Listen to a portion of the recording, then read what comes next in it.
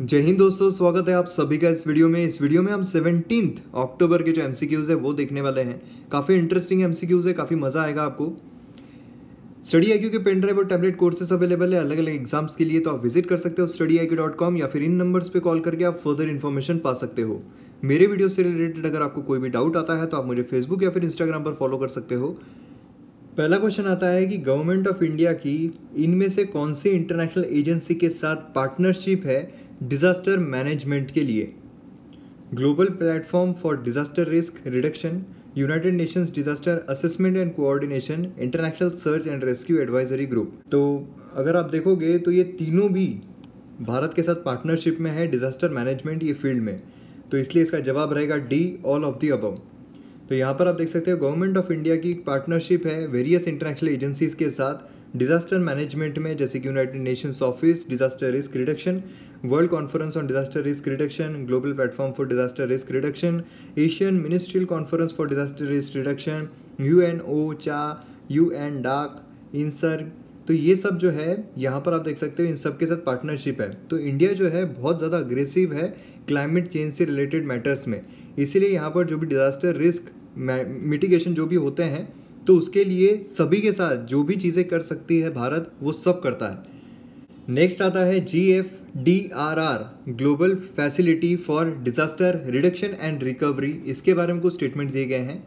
ये एडमिनिस्टर किया जाता है यूनाइटेड नेशंस ऑफिस के द्वारा फॉर डिजास्टर रिस्क रिडक्शन, मतलब UNISDR। और इंडिया जो है ये GFDRR का मेंबर है। और GFDRR ये सेंडई फ्रेमवर्क जो है जो कि डिजास्टर रिस्क रिडक्शन के लिए है उसे सपोर्ट करता है। तो यहाँ पर देखिए आप इनकरेक्ट स्टेटमेंट जो है ये पूछा गया है, तो पहला जो है वो गलत हो जाता है, दूसरा अगर हम देखते हैं तो बिल्कुल सही है, तीसरा अगर हम देखते हैं तो ये भी बिल्कुल सही है। जवाब क्या रहेगा इसका? तो गलत पूछा गया है, इसलिए ए जो है इसका सही जवाब रहेगा।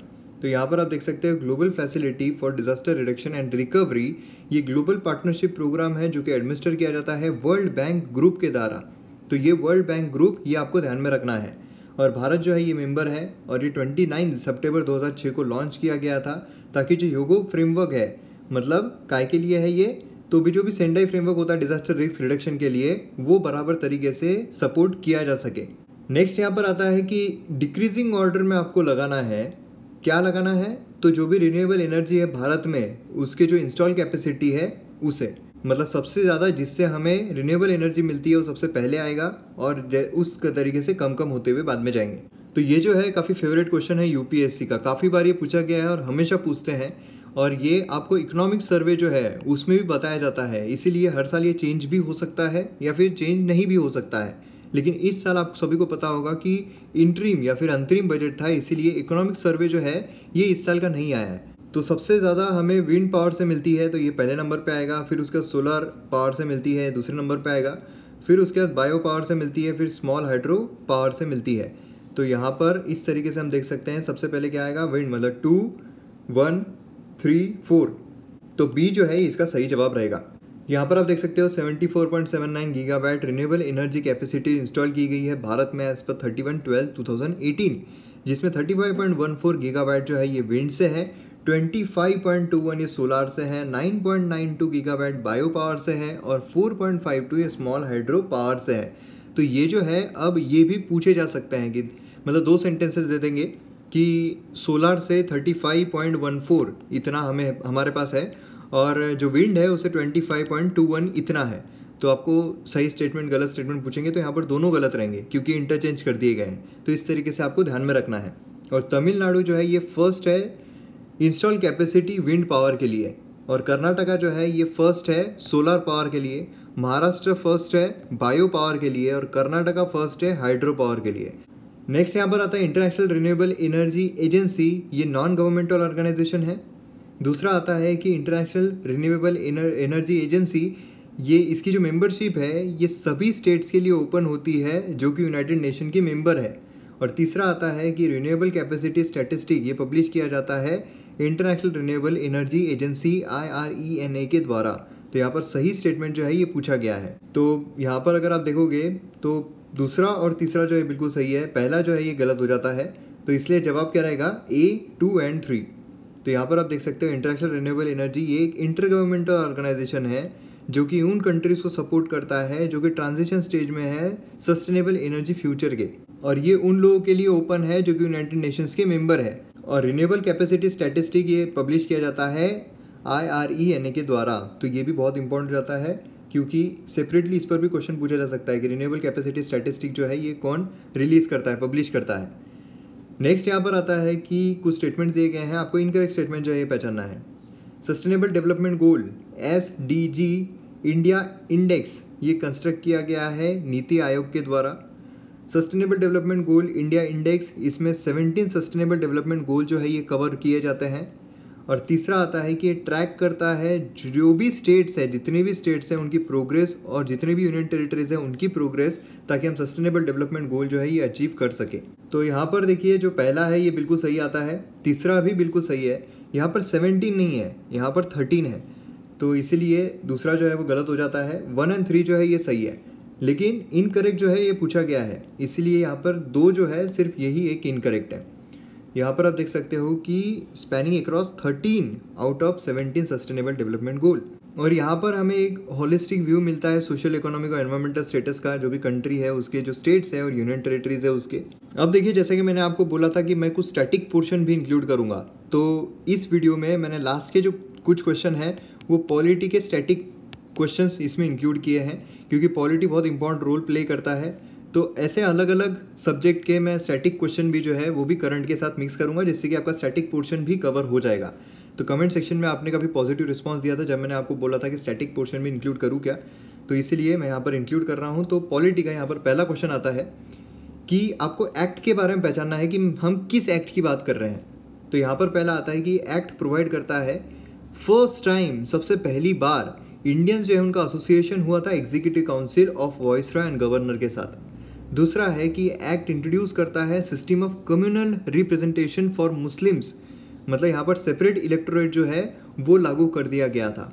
मतलब क्या है सेपरेट इलेक्टोरेट का, यहाँ पर पूरा का पूरा एक मॉब है जिसमें अलग अलग कम्युनिटी के लोग हैं, और दूसरा एक यहाँ पर मुस्लिम कम्युनिटी है। तो यहाँ पर क्या होगा, मुस्लिम कम्युनिटी से एक कोई मुस्लिम इंसान जो है वो खड़ा है, और एक यहाँ से एक कोई मिक्सचर वाला जो कम्युनिटी है उसमें से एक आदमी जो है वो खड़ा है। अब जब भी ये दोनों खड़े हो रहे हैं तो इसमें ये जो लोग हैं ये इसको वोट नहीं कर सकते हैं, तो सिर्फ मुस्लिम जो कम्युनिटी रहेगी वही सिर्फ मुस्लिम कैंडिडेट को वोट कर पाएगी। तो ये एक सेपरेट इलेक्टोरेट यहाँ पर दिया गया था। और तीसरा आता है कि एक्ट रिटेन करता है official majority central legislative council की, लेकिन प्रोविंशियल लेजिस्लेटिव काउंसिल में नॉन ऑफिशियल मेजोरिटी जो है ये अलाउ करता है। मतलब क्या है, नॉन ऑफिशियल मेजोरिटी यहाँ पर दे रहे थे कि ठीक है यहाँ पर कोई पावर तो नहीं रहेगी आपको, लेकिन मेजोरिटी में आप लोग रहोगे। तो बताइए आप कौन सा आपको सही लगता है। तो फादर ऑफ कम्युनल इलेक्टोरेट ये कौन सा एक्ट को कहा जाता है, 1909। तो ये जो है ये इसका सही जवाब है। अगर आपको सिर्फ दूसरा वाला भी पता है तो भी आप सीधा जवाब निकाल सकते हो। तो यहाँ पर आप देख सकते हो पूरे जो उसके फीचर्स है वो यहाँ पर दिए हुए हैं 1909 के, जिसे मॉर्लेमेंटो रिफॉर्म भी कहा जाता था।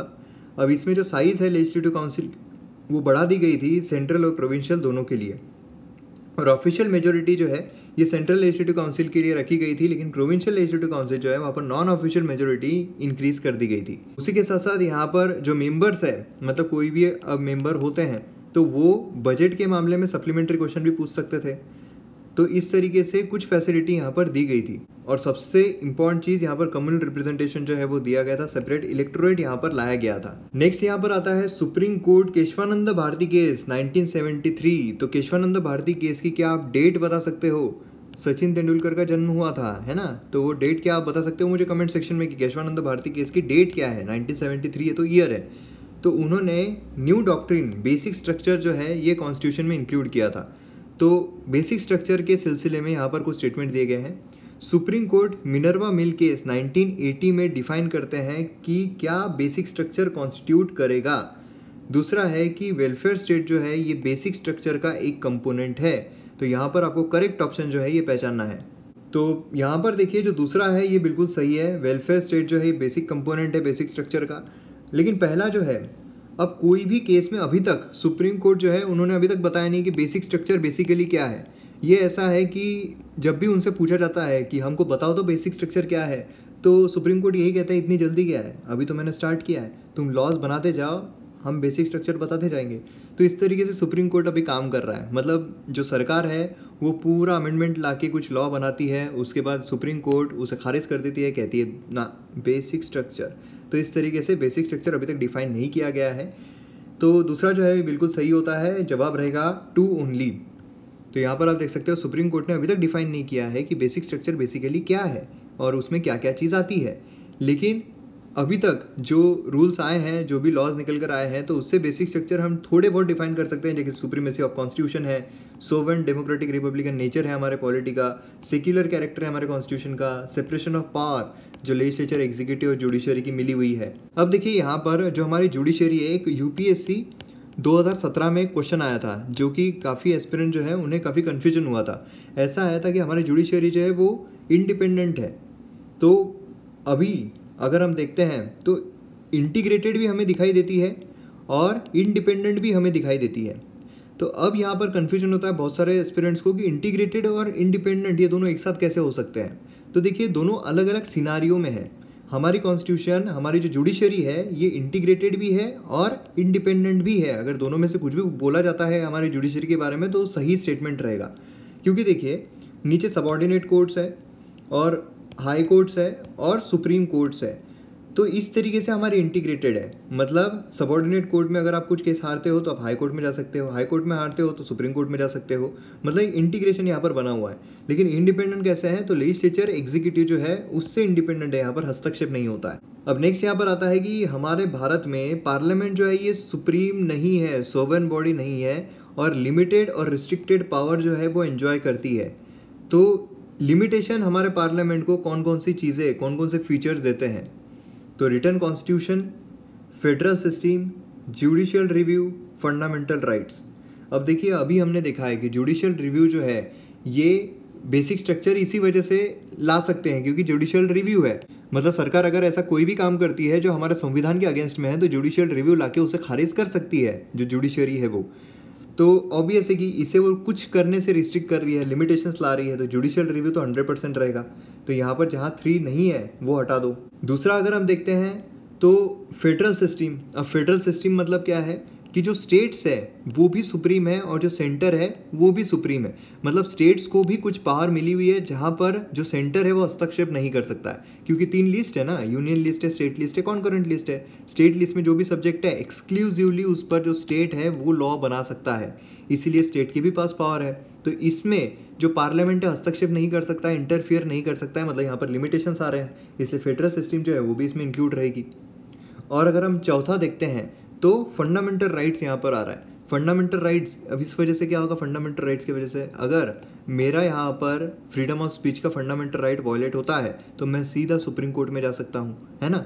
अब अगर सरकार कुछ ऐसी चीज़ लेकर आती है, मतलब पार्लियामेंट समझ लीजिए कोई ऐसी चीज़ लेकर आती है कि अब जो फ्रीडम ऑफ स्पीच है वो नहीं रहेगा, तो ऑब्वियस है कि ये जो है ये जो चीज़ लागू नहीं हो सकती है क्योंकि ये मेरा फंडामेंटल राइट है, मैं सुप्रीम कोर्ट में जा सकता हूँ। तो यहाँ पर कुछ चीज़ें लिमिटेशंस आ रही है तो ये भी लिमिटेशंस लाती है। और रिटन कॉन्स्टिट्यूशन तो है ही जिससे कि सीधा बोल के पार्लियामेंट जो है चेंजेस नहीं ला सकती, उन्हें अमेंड करना पड़ेगा, मतलब लिमिटेशंस आ रहे हैं यहाँ पर। तो ये भी बिल्कुल सही है, जवाब रहेगा D, all of the above. तो जो चीज़ें मैंने आपको समझाई है वो सारी की सारी यहाँ पर दी हुई है। अब देखिए जो ब्रिटेन है उसमें पार्लियामेंट सुप्रीम है, वहाँ पर रिटन कॉन्स्टिट्यूशन नहीं है। तो ये हमारे वीडियो का एंड। वीडियो आपको पसंद आता है तो आप शेयर ज़रूर कीजिए। मिलते हैं अगले वीडियो में। जय हिंद।